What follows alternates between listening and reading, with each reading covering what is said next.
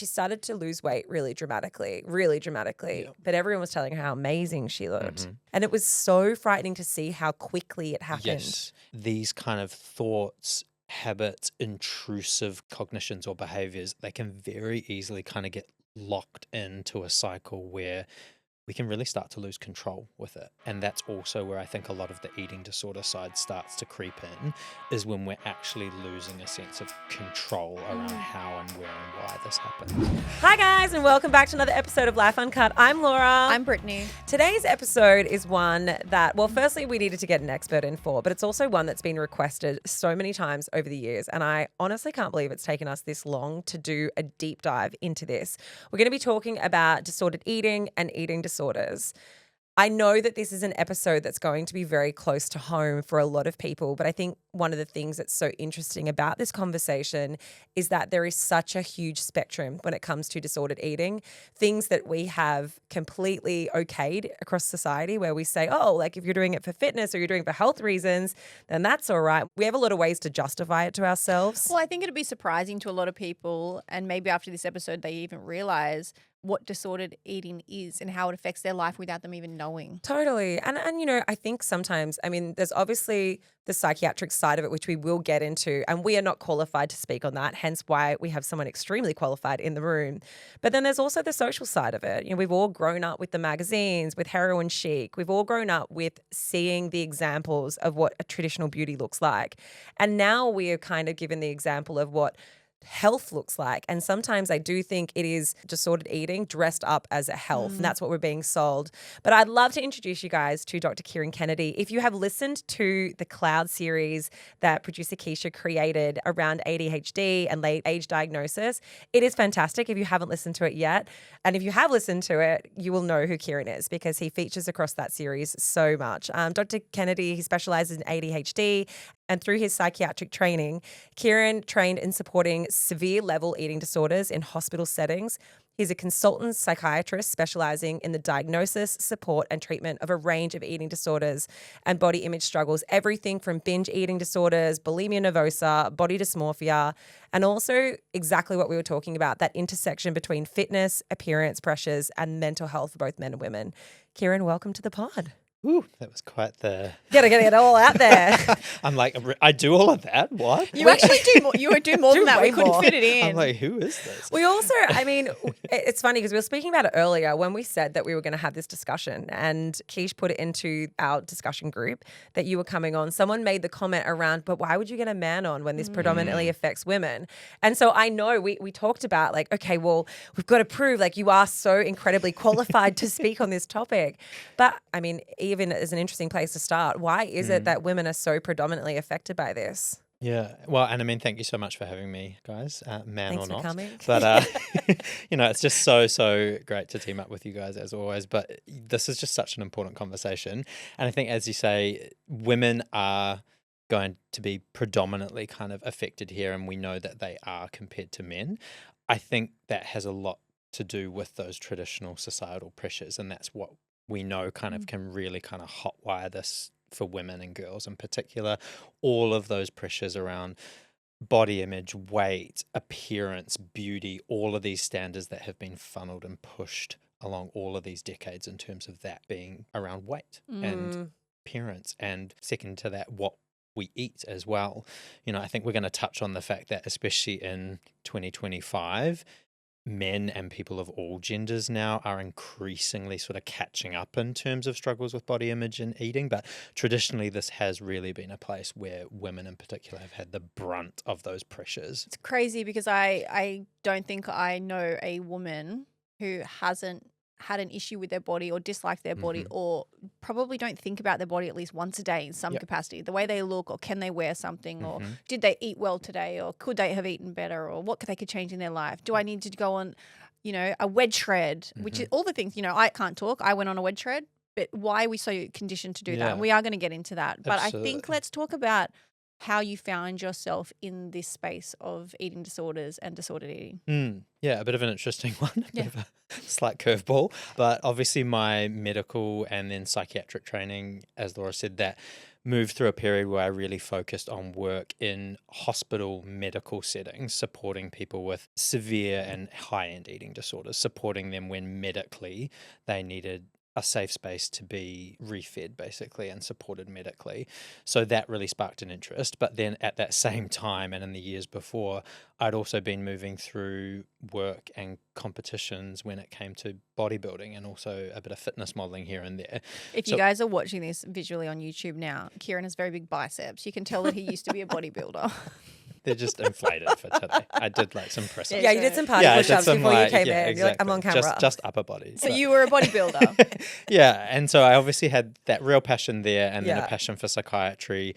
And it was super interesting how I just had more and more guys in the gym or at competitions even coming up knowing that I was working in mental health and asking me questions around body image and elements of eating and is this disordered eating? And it was that kind of really spurred me to be working in the area with men and then through into a real interest for supporting women when it comes to appearance and body image pressures too. How does it get defined? I mean, in terms of like a clinical definition, we've kind of established that so many people have disordered eating, but when does it cross the line between being like, okay, well, that's just something that most people experience versus being an eating disorder? Like, how do you differentiate between the two? Yeah, really tricky, and I think we have the DSM, for example, our diagnostic manual for psychiatry, and this is a group of people in America who have decided where certain cutoffs lie for symptoms and what is and isn't a disorder, which we won't go down that rabbit hole because there's a whole argument against that. But I think for me, it's around appearance and eating related struggles coming to a point in our lives where they start to really impact how we function in our work, in our social lives, in our relationships, and they start to really negatively impact not only elements of our mental health, like significant distress, we're thinking about this all the time, it's starting to become a driving force for our life, but also, especially with eating disorders, our physical health sometimes as well. So I think when it crosses a line to becoming something that is starting to really take up a huge chunk of our internal and external life and having consistent negative effects on our life and what we want to be doing and achieving, that's where for me it becomes something we need to get support with. Do you think, in your professional opinion, we are wired to be susceptible to eating disorders, or do you think that it's just a product of the world we live in and the media that we are bombarded with every single day? Yeah, it's the classic psychiatrist, I guess. It's like chicken or the egg. Yeah, it's complicated and it's super complex. We know that the societal, cultural aspect is a huge part of it. Western cultures, industrialized countries, rates of these more traditional eating disorders like anorexia, bulimia, binge eating disorder are significantly higher in these countries where those cultural societal pressures around weight and appearance and beauty standards, especially for women, are pushed predominantly.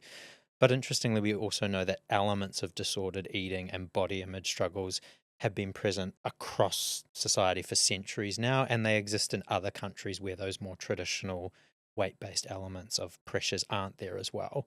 We know for things like anorexia and bulimia, there's also a genetic component. So there is some level here of eating disorders running within families, and there's a genetic, biological component there that we're not quite sure the exact reason why.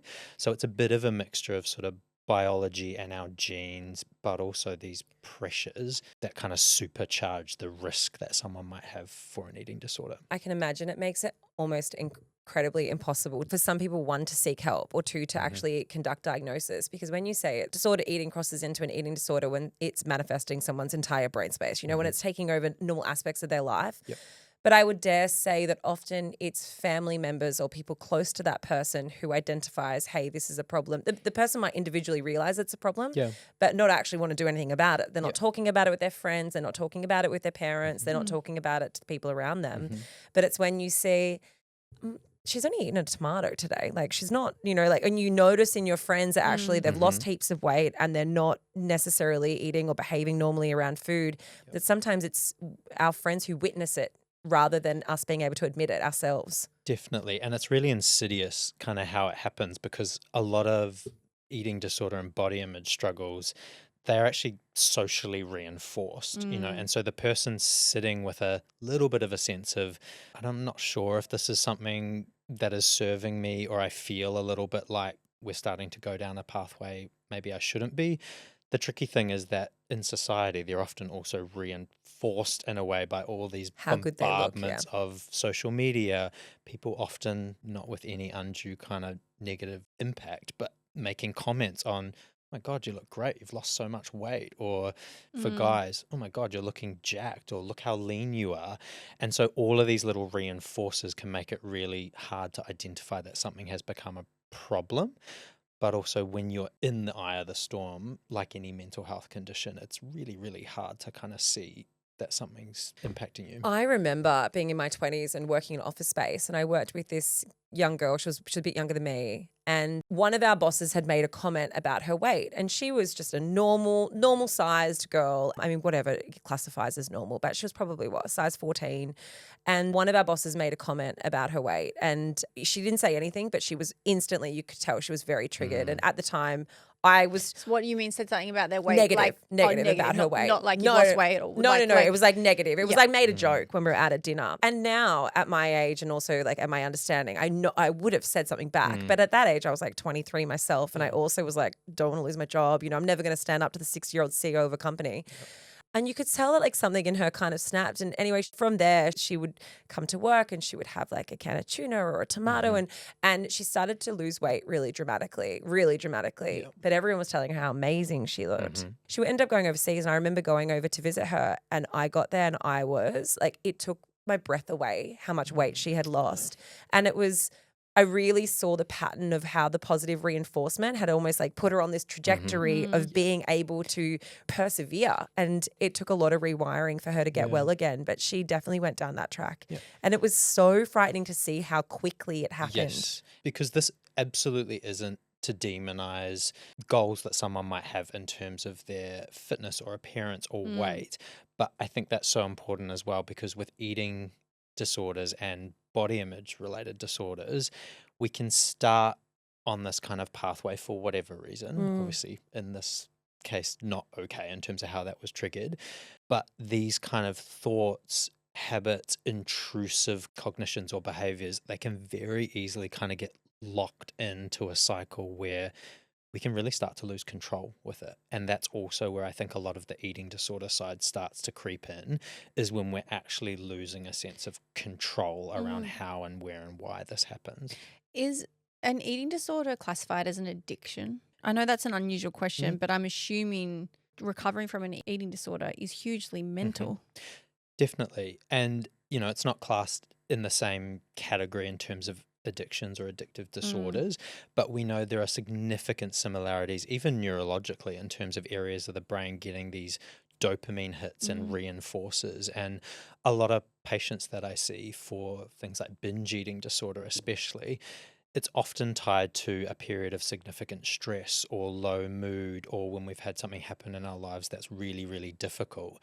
And in this roundabout way, the eating disorder provides some sense of reinforcement because it offers a sense of control and stability. If I can't control anything else in my life right now, I can control what I'm eating, what's going into my body, what then happens after that. And also things like purging as well can really start to lock in, because we know that there is a real reinforcing and in a roundabout kind of maladaptive way, a comfort sometimes that can come with these behaviors happening. So it is really similar in some ways. And there's so many different types of eating disorders as well, which I think it's tricky to cover everything with the one brush. Are there different triggers that would mean, okay, well, this person's more inclined to become anorexic, this person's more inclined or at risk of developing bulimia, and what does that look like? Yeah, I mean, I think the key thing to know is that there are some baseline risks genetically and or otherwise for eating disorders on the whole.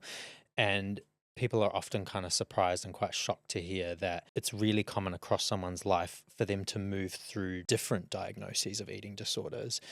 If someone moves through a period of anorexia nervosa, it is incredibly common for them to also then at times move through periods of bulimia or binge eating disorder or other body image and eating disorder struggles. So there's sort of some I guess, foundational links to all of these conditions.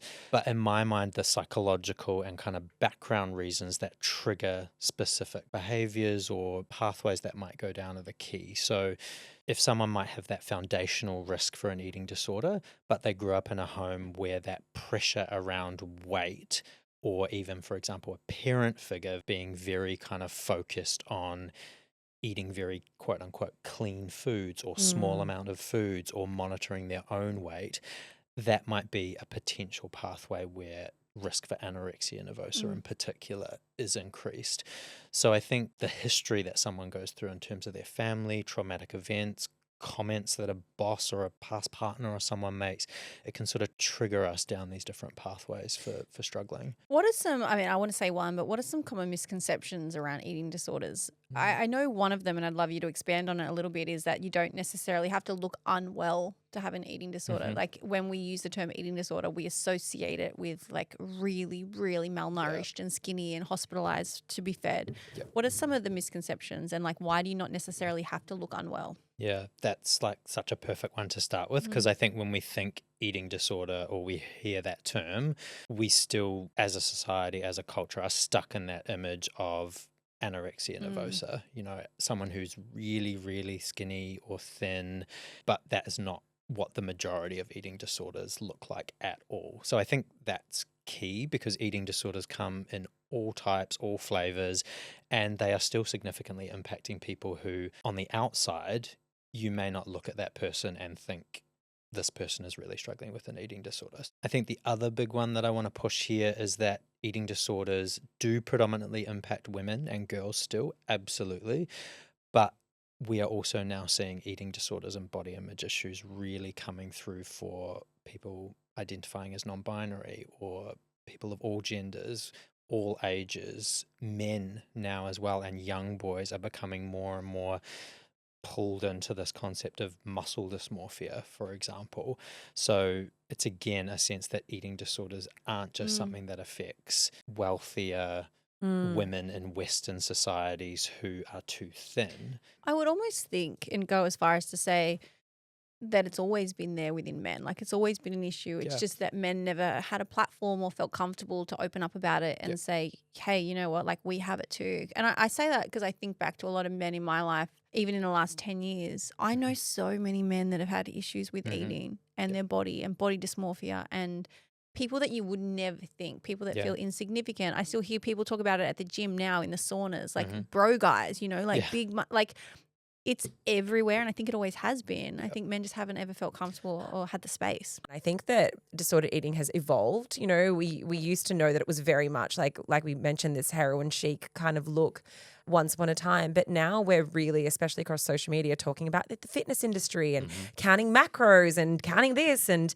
you know, now it's okay to fast for 48 hours because it's really good for rebuilding mitochondria. Mitochondria. I know what I'm talking about, mitochondria, but like we've all heard it, right? Yeah. And I guess like in theory, there is benefits to some of these things, but how do we know when fitness and health is actually disordered eating dressed up? Yeah. And again, I always like to call out within any of these things, whether it's the modeling industry or the fitness industry and all these things, it's not demonizing these things to say they are necessarily just, you know, a boiling pot for eating disorders. But as we said before, they can so insidiously, slowly turn into pushing pressure points that can become quite maladaptive.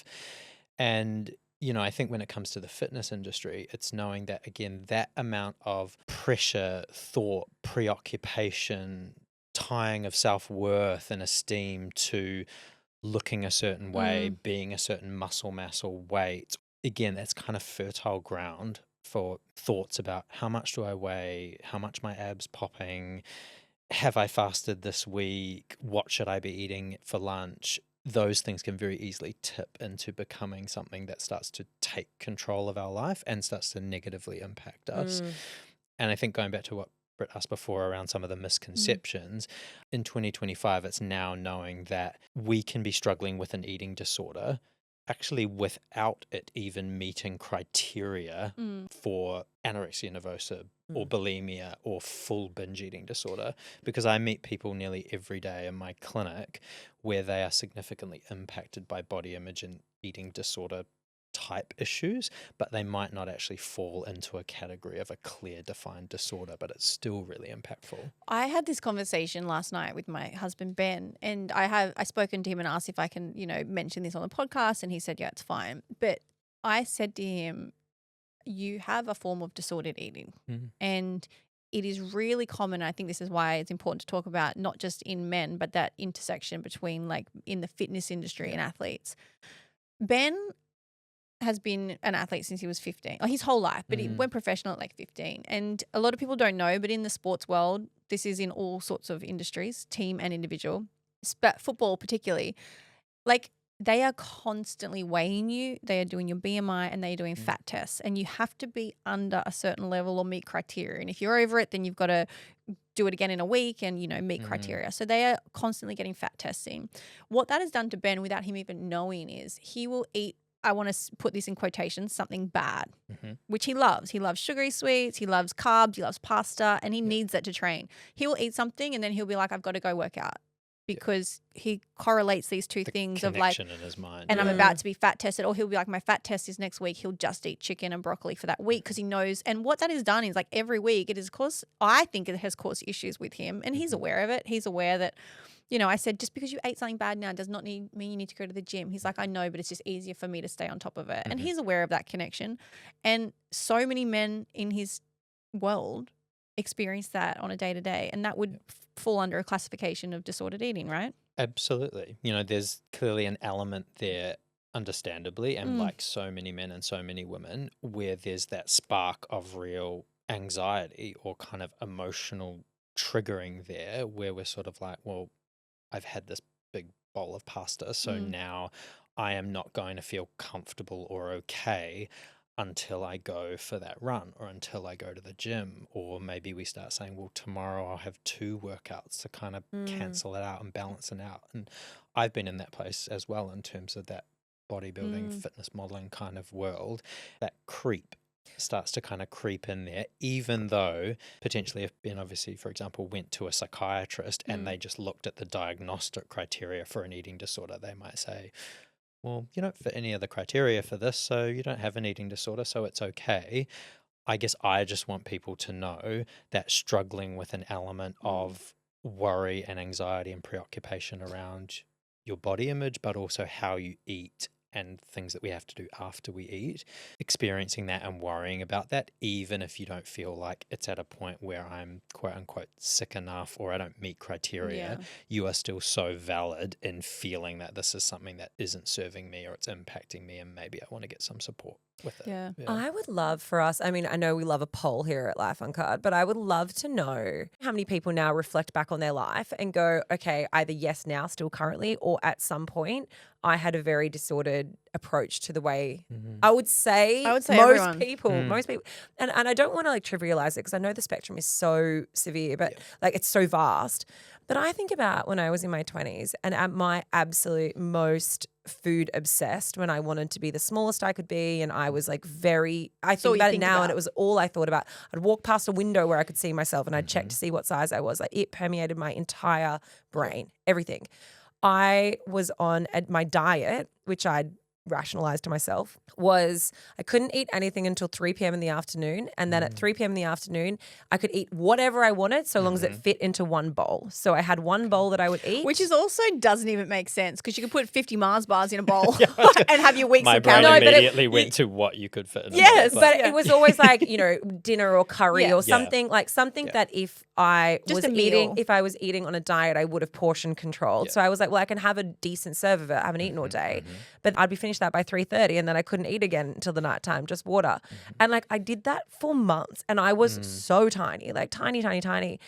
And I think that my family knew I was doing it. I mean, they must have, but no one ever was like, that's really fucking weird and like not an appropriate way to approach food. Like no one ever intervened. I only got the positive affirmation about how great I looked. So it really propelled me to keep doing it until it became, I would even not go out for dinners with people or like stop doing social things or go on dates. Like, because I was like, well, I can't do that because it has to be around my time frame of being able to fit in my bowl. Like it was fucking wild. But we also grew up at a time that was the fads fads were a thing. Every couple of months Oh, was yeah, a different way there to was a eat. new Like Lemon fast, detox. but fast till 3, that's it. Only Yeah. eat meats and proteins, that's it. But even if you had gone to see a psychologist or a psychiatrist, for example, it might not have fit The The mold. model. into these boxes that Yeah. we've been kind of made to believe you have to be at, you know. And I think something else I just want to mention there as well is the side to eating disorders and body image struggles, even if they're subdiagnostic, that social life part that you mentioned, Laura, is so important to pull out as well, because it's not just about weight and physical health and depression and anxiety. It is those things, obviously, but I talk to so many people, and I can even think about myself when I was doing the bodybuilding stuff when I was younger. It's saying no to a date Yeah. because you feel like, well, I wasn't too on to my training diet yesterday, so I can't go out to a restaurant tonight. Or it's the skipping family meals, or you know, being a little bit untruthful to family about the fact that, yeah, I already had lunch, and I had a huge lunch, I'm full. You know, it's the little subtle powerful ways that it can kind of start to creep in and affect how we're engaging with work and our social lives and our friendships and our families. That can be a really huge part to these things as well. Do you think, I mean, you know, we've talked a little bit about how it's evolved over the years and like how it's kind of fallen into this fitness category, but also, I mean, social media in and of itself means that everyone can find a community, right? Like you can find a community with whoever you want. And there are a lot of really disturbing communities on social media, especially, I mean, my kids are little, so I don't have to worry about this yet. But I think of like parents to young teenagers, there's so much pro-Anna is what it's called, content online that either tells people how to be better at restricting your intake, to be able to like get around those sort of social situations and stuff. It's like all the tips and tricks as to how to do it and do it well. How does that impact? And do you think that there's been an increase in people with disordered eating, or do you think it's just that people will always find new ways to be able to justify what it is that they're doing? We know that rates of eating disorders have been steadily increasing They in have a lot been of ways increasing. for some time. I mean, even if we look at rates in Australia at the moment, sort of between 4 to 5% of Australians have an eating disorder in some form. So that's over 1 million people even just right now in Australia.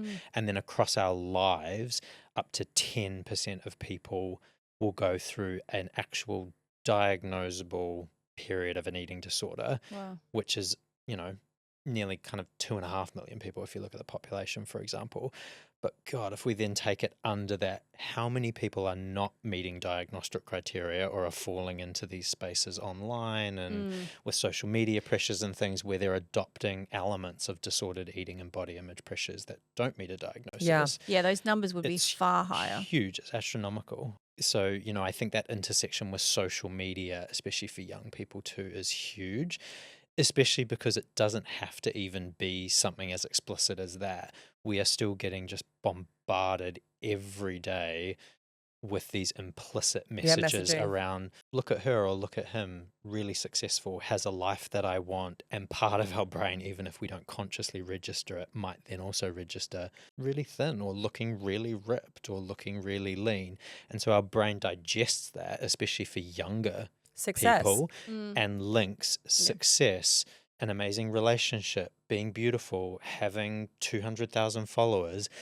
Part of our brain subconsciously links these things to appearance or weight or body image. And that's the really kind of dangerous part of this in social media too. We've made a lot of headway, I think. You know, obviously there's way more conversations about it, and there's a lot more conversations online around body inclusivity and everything as well. But I do think we'd be remiss of saying that body inclusivity still only includes a specific type of person. Like when we talk about people of a bigger size, or they always look a certain way though. It's not like the inclusiveness doesn't span across all body shapes and sizes. And I do still think that there is this like unevenly weighted aspiration towards a certain physique that, you know, is still upheld as like, well, this is the standard of hot and this is not. And we still see that even though there is more diversity. It's such a tricky space now because the example that just popped into my head is Lizzo. Lizzo has always been at the forefront of body inclusivity and owning who you are, and she's obviously a far more curvier woman. And she's recently lost a lot of weight, and people, because she chose to, she wanted to, she didn't feel forced to. She said she feels better than ever, you know, and people have turned on it because it's almost like Yeah. if you're big, you're always big. You don't get to, you don't get to betray us from losing weight. And I Yeah. think it's a really tricky area. And I'd love to link this back to the reinforcement. I think a lot of people struggle with what you can say and when you can say it and how you can say it, because pretty blanket statement, you shouldn't comment on someone's body, right? Like if someone's lost weight, don't say you look great, because that could be triggering an eating disorder. We're aware of that. But I think there's a lot of times, and I would love your expertise, there are a lot of times people do need to lose weight. It's causing heart issues and high cholesterol and diabetes and whatever else, thyroid issues. Those people do need to lose weight for health issues. I've had people in my life that have had to do that. And those people that are on that battle, they do need reinforcement and they do need encouragement. So Support. they do. They need to be like, you know, you're doing so well. You're looking great. You're feeling great.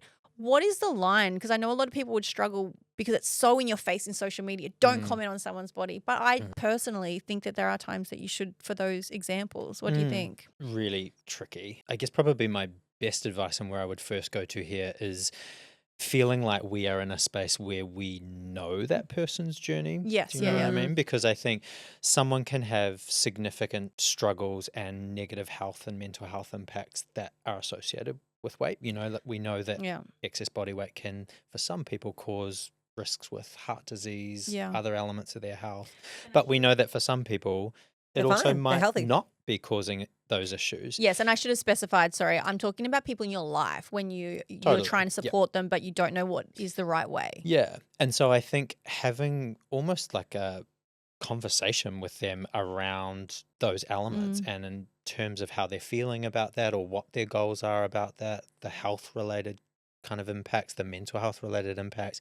Because I think if obviously we get a clear sense that for someone, losing weight for them is a real positive that is going to and is benefiting them physically and mentally, I think supporting them within that and being alongside them within that is helpful. And maybe it's more about, the question is more about like, how are you feeling? Like, are you feeling great? Not like necessarily that you're looking great. Like, That's tell true. me how you're feeling after, you know, you've lost this kind of weight. Absolutely. But I agree with you. I think kind of a blanket fear that it has also been pushed at times around never talking about weight or appearance or food with people, including people that we love and are close to. I don't think that's necessarily helpful, because then in a way it only kind of keeps all of this stuff really kind of siloed and secret and shameful and absolutely. What about we're in the dawn of Ozempic era. Like, I mean, it's everywhere. It's everywhere. It's everywhere. Do you think that this is going to impact or further impact, or has there been any sort of, I guess, data so far on how it's impacting people's mental health around their body image and also around the accessibility of thinness? Yeah. I mean, I think we're waiting for that data to come out now too soon, in terms of the consequences. But I agree, again, a real double-edged sword potentially in terms of, again, pushing that narrative around thin is better. Thin is better, and success is linked to looking this specific way, and success and happiness is linked to losing weight or being at this weight. I can absolutely see, as a psychiatrist working in this space, how that is potentially really dangerous for, again, kind of just influencing and pushing people in that direction around weight loss. Is there a direct link to disordered eating disorders and other conditions like OCD and ADHD and anxiety? Yeah, absolutely. So we know if someone is struggling with another mental health condition or struggle like depression, anxiety, OCD, they are more at risk then of also having a comorbid eating disorder. And some of that probably, again, comes down to those foundational kind of genetics and predispositions we talked about. But I think also eating disorders in particularly can become linked to reinforcing or comforting or being part of those struggles, you know. And as we said before, I talk to a lot of patients who feel like when their anxiety is flaring and in a more difficult space, that's when their eating disorder symptoms also really ramp up, because in this implicit, subconscious, roundabout way, the control of the eating disorder and things kind of almost acts as a little bit of a quell for anxiety. ADHD and neurodivergence, for example, we know now has this significant link to binge eating disorder in particular. And so there might even be elements of impulsivity and having a craving or an urge and not being able to hold that urge that specifically then also really flares this risk for binge eating disorder for those who have ADHD. So it's all definitely combined and kind of chicken and egging type sort of thing as well. We haven't even really touched on binge eating yet, but what would you say is the most prevalent eating disorder out of, I want to say the more common, which is binge eating, anorexia nervosa, and bulimia? It often shocks people that binge eating disorder by a whole mile is the most common eating disorder by far. Again, I think that's surprising for a lot of people because when we think eating disorder, we think anorexia nervosa, we think bulimia, but far and away the most common eating disorder at the moment is binge eating disorder. And so it's one that we actually don't talk about a whole lot, and a lot of people don't even actually know what binge eating disorder is. So I guess just to dive into that slightly, I mean, binge eating disorder is when there isn't necessarily a significant focus on losing weight or needing to be thinner or needing to look a certain way, and there's not a reflexive, I've had this food and I need to get rid of this food somehow with vomiting or laxatives or another mechanism. Binge eating disorder is when we are falling into these recurrent periods of losing control with how much we're eating in a defined period. They say 2 hours in the DSM, but I think it could be any period of time. Yeah. And it's associated with things then like feeling significant disgust and shame or anxiety afterwards, doing it in secret because we feel ashamed or embarrassed, a significant amount of time planning and thinking around what we might eat or collecting the food together that we might have later. And so binge eating disorder in that sense is super common, but also it's common even if it's not to that diagnosable point. I think all of us in some way, and so many people can relate to periods of time where we felt like I lost a little bit of control there, or I had a really terrible day at work and then I ended up. That was my treatment for it. That was my, some people go home and have a glass of wine. Some people go home and eat 2 pizzas. Exactly. Yeah, I sometimes still eat until I make myself sick. But it's not an eating disorder. I just maybe I just eat too quickly. Like I often will. But that's different. No, that's what I'm obviously. saying. But I will still eat until I feel sick. Yeah. And But I don't know why. I'm only just realizing it now because sometimes the number of times I'm like, I feel unwell with how much I've just eaten. I do too. But I think that everyone does that to some extent. I feel like that's more like a pacing thing or like, do you know what I mean? But It's definitely a basic thing. Yeah. You've mentioned it a couple of times, the idea of shame around food or shame around not just food that we might intake, but like, shame around actual disordered eating. Yep. How do you suggest people approach conversations with either their friends, but I'm also really interested from a parental perspective. Like if you're a parent and you're concerned about your kids or the way that your kids might interact with food, how do you have these conversations with them in a way that doesn't exacerbate it or demonize it and to try and kind of chip away at what's actually happening? Yeah, not easy, I think, just to put that out there, especially for parents. Even for kids, I think it's an element of, again, knowing and exploring that person's actual experience is the important thing. Is something we're noticing tied to them actually feeling anxious or worried about that, or because they've heard something or been told something about them or their weight? Or is it something that we're seeing that's actually connected to something completely different, like a loved one having seen the doctor and been told for your heart you should start getting your meals smaller? So I think not being afraid to ask people in our lives how they're feeling in terms of their sense of appearance or weight or their food, I think that broaches the discussion to get their sense of what's happening and what's driving that thing.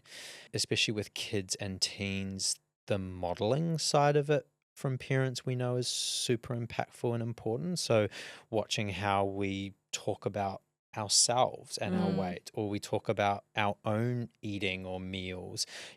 Kids especially are just sponge to the max in terms of just picking up all these little things and being like, oh, mum seemed upset or slightly anxious, or her face changed in terms of when she mentioned she shouldn't have eaten that. Or that she doesn't look good in something. Or yeah, so I think it's watching those elements and knowing that that on its own can have a real positive flow-on effect if our kids aren't soaking up those messages. But again, I think for kids, and obviously it's an age-based thing in terms of what they can kind of conceptualize, but it's not being afraid, I think, to have discussions around how we're feeling about our body or what we eat, the focus being on eating for health and strength and happiness rather than food constantly being tied to weight and appearance. And what's bad for you. Exactly. What's the age group, we haven't really touched that is affected most by eating disorders? So young people, Like predominantly, teens predominantly. So a third of all people with eating disorders in total, a whole third of that chunk are below the age of 19. So if you think of Scary. like the whole range of people so and scary. how many people Really. have eating disorders, a whole third of that chunk are under 19. So it is something that significantly pushes and pressures young people. And again, there's a whole lot of reasons for that. But I think one of the reasons is that, as all of us know, when we're in our teens, those concepts of what do others think of me? How am I comparing to my peers? Am I liked? Am I accepted? Am I someone who's being asked out? Am I attractive? All of these things are in a little pressure cooker during that period where we're trying to figure ourselves out. And again, I think that's where those roots of kind of body image and eating struggles can then really kind of latch on there. So it is something I think we should be thinking about talking to our young people, our kids and teens more. But it's also something I think we can be remembering that if we are modeling, especially kind of how we're talking and going about our own kind of dynamics with food and eating and fitness and weight, that can flow on into young people too. I always say I feel like we are the generation, we're like the self-help generation of parenting. I don't know what the impacts of that is going to be, but there's so many tools out there now to do things better or to have better conversations with kids. And I think for the most part, parents in general want to do a good job. They want to be good parents. Of course, there's shitty parents out there, but like, I would say most people are trying to be a better parent and potentially even be a better parent than how they were parented. And so, I think for a lot of us, we have these blueprints of potentially how our parents spoke about food to us because they didn't have the reference point for it. They didn't know that one way was damaging and one way wasn't. I know my dad did this, like the protein cheese diet. All you eat is like salami and cheese. Yeah. Oh my. And I did it. I remember being like, I'll do that too. We did everything. But they don't know. Like, well, I remember coming home from like the uni bar one day and like I'd put on a bit of weight in uni as everyone does. That's just what you do at uni. And my mum was like, "Are you sure you're not pregnant?" And I was like, "Cool. That's not helpful." You're like, possibly, but that's not. But like, you're like, now I'm worried about something else. But the thought of that now, and like, I would obviously never. bless my mum. Like, she's a great mum. She would have no idea like how insulting that was. She was just like, it was her way of trying to tell me that she thought I put on weight. Irrelevant. Who cares? But I now know, like, as a parent, like, you would never fucking say that to a kid. But we only know it from how much we have these conversations. Totally. They Exactly. weren't exposed to what we were exposed to now. The info that's out there now is just, and in all little different ways. Like I remember my dad bringing me and my brothers out to like the garage home workout thing, even when we were like, I think 10 or 11 years old. And Lift being like, it. this Be a is man. how you work your biceps. And Yeah. now like seeing young guys with body dysmorphia and stuff, I'm like, oh shit. To be fair though, I still it's- think that side of it exists. I think that like kids are younger and younger getting into like working out or muscles. Like I see 8-9-year-olds now that are talking about their muscles and working out, which I think that was different when we were younger. I don't think that was as prevalent, but that's 100%. because the muscle culture wasn't as prevalent. Yeah. I think one of the important conversations now for people at home is if you do have someone in your life, maybe it's yourself, but maybe it's like a sibling or a loved one or a friend that you know is struggling, but they might not think they're sick enough. And I say that because I think that's a lot of people that withhold going to get medical help for any reason because they don't think that they're in dire need or they don't think they're unwell enough. And I don't just say that for eating disorders. I say it for everything. People 100%. stay at home with having a heart attack because they don't think they should go to the doctor. Literally. How does somebody help someone in their life when you're at that point? Whether it's someone that you love or know, or whether it's yourself, if you are asking that question, for me as a psychiatrist, that is always the point to be thinking, should I be getting some more info or support about this? So I think if someone is sitting there feeling like, well, I definitely don't have anorexia, or maybe I don't even have full binge eating disorder, but I'm worried about how this element of me worrying about my appearance or this element of my diet is affecting my mental health, just know that that is so valid in terms of that being a significant thing that you can and should seek some support for. So I think talking is the biggest thing, and I think that's what chats like this are about as well. It's hopefully people then going and like having a chat about it with their friends and being like, do you guys do this? Or, Is this normal? Is this normal? I feel really anxious if I eat before 3 p.m. It's having these discussions that in and of itself, especially at that slightly lower level, can really help some of these things start to shift and progress and improve. I don't know how I feel about it, but there's I'm watching this show at the moment and it's very widely popular. So many people have heard of it. Ginny and Georgia, season 2. It's really good. Anyway, there's a theme in season 2 about these teenage girls, and their 2 friends discover that they're both suffering from bulimia. And at the start, when it played out, I thought, oh, this is great that they're covering these themes that obviously affect young girls. But then there was another part of me that switched a couple of episodes later, and I thought, hang on, is this perpetuating the idea and is it doing more damage than good? Because I just wonder if it's putting the idea in people's head that might have never thought about it. So I don't know what the answer is, but I found it interesting to think that, okay, they're obviously trying to do something good and make it relatable and because I haven't seen the end of it. I'm sure it's going to play out where they get help. I imagine. Can't imagine a world it's now. not glorified. Hopefully, Yes, but I did think, this is probably perpetuating the idea and planting that seed to people that it might not have crossed their mind. But I also think question like your immediate community, because sometimes people can reinforce this behavior. If I'd had these conversations in my 20s, my girlfriends at the time would have been like, oh my God, good for you for having self-control. They wouldn't have said this is a problem because they were all doing it themselves, Had one girl that was living off an apple a day. Like it was like if you could do it the best, then you were, you had the best self-control around it. So I think like it's really important to really assess who is it that you're talking to about this stuff. Is it reinforcing the behavior? Definitely. Or are they holding a mirror up to you and saying like, that's not normal. You should continue to explore how that's not normal. Definitely. And it is a double-edged sword in terms of especially things on the level of like advertising and TV and things. There is that potential element of glorifying things and flagging it in that way in a way. But I think with all mental health conditions, I think the big thing that I also push is that us asking those questions in that more personal sense to our friends, family, loved ones, it's a bit of a myth in terms of, oh my God, well, if I ask about it, maybe I'll make it worse or plant the seed. If I ask them if they've self-harmed or if they're thinking of suicide, it's going to make them more likely to do it.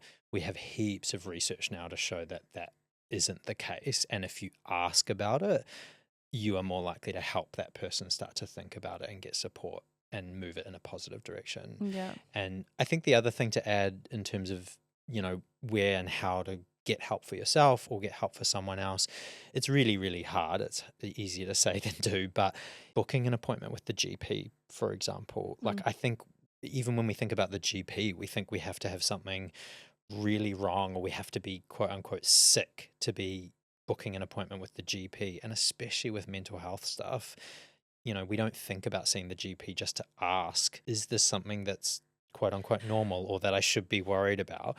And again, not all interactions with our GPs and health professionals might be helpful in a sense, but I think it's, asking the question if you feel it in yourself. I think that's really interesting, and I'd love to know if it's changed. I think it has changed, but so many people in my life, myself included, I have gone to the GP before and they told me I was overweight, where they used to do your BMI, which used to be the baseline, your body mass index. It used to be the baseline for different ways of figuring it out now. Yeah, but it was never accurate. And I remember leaving, they were like, you are technically on the cusp of being overweight, because I was very muscly, like I was very fit and I had a lot. I mean, I had a bit of fat too, but I remember leaving that and thinking, fuck, I've got to lose weight. I can't believe I'm overweight. And I remember telling people, like, the doctor said my BMI is a bit high. And I remember people being like, are you crazy? Like, because I was so fit, but do they still operate off that system?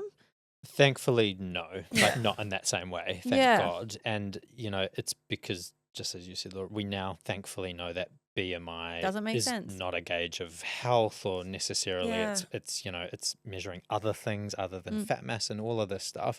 But also, as we've said as well, regardless of how much someone weighs or their BMI category, we absolutely now know that that does not mean they can't still also be really struggling with a significant eating disorder. Yeah. Even bulimia nervosa, atypical anorexia nervosa is symptoms of anorexia where the person does not have a significantly low weight or BMI. Yeah. So, there will still be pockets of, even within the medical profession, where that still needs to shift more. But by and large now, we have come a long way Yeah. in the medical profession, even with how we talk and think about weight and health and body image and size. So, Kieran, before we let you go, there was something that you said before we even started recording that I didn't know, and I found it really interesting, also incredibly devastating. In terms of anorexia and when someone's been clinically diagnosed and it is quite severe, what is the mortality rate for someone who is diagnosed with that, or recovery rate? So for significant or severe anorexia, we know that anorexia nervosa has the highest mortality rate of any psychiatric disorder. And so obviously that's not to scare people, but it is to say how significant the So things we're severe, talking about are, because of any other mental health condition, bipolar affective disorder, schizophrenia, any other condition, if someone is diagnosed with significant anorexia nervosa, they are more likely to die from that cause than any other psychiatric cause. So it's really, really significant. And again, if we've touched on and talked about this whole way through, things not necessarily having to look like that traditional severe and anorexia, but of this often being a trickle effect in terms of where things can kind of be pushed and lead to and reinforced and flared. We are not just talking about teenage girls, having some struggles around, how many carbs they eat, or sometimes people can also kind of almost talk about and think about eating disorders in a little bit of a trivialized way.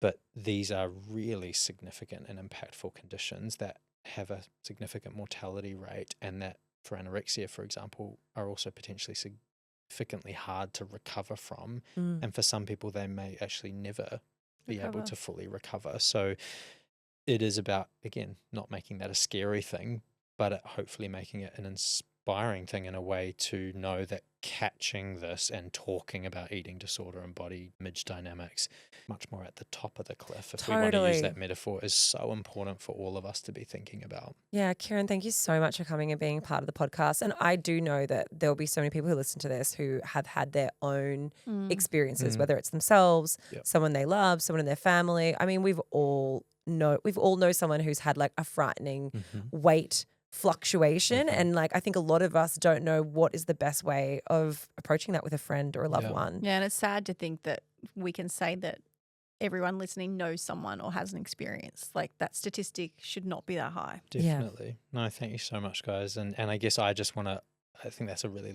lovely note to leave on as well, in terms of to struggle with an eating disorder or to struggle with body image and things. It is not necessarily that traditional image that we've kind of all been painted with. You can be a professional athlete or a model. You can be someone whose, body image might not actually even look like you struggle with eating or weight related issues. There's no one kind of flavor or way that this presents or looks. And so if you are worried about body image or eating or how this is affecting your life or making you feel, we should be talking to people about it and getting some support. And it's just valid at whatever level it's on. So thanks, Kieran.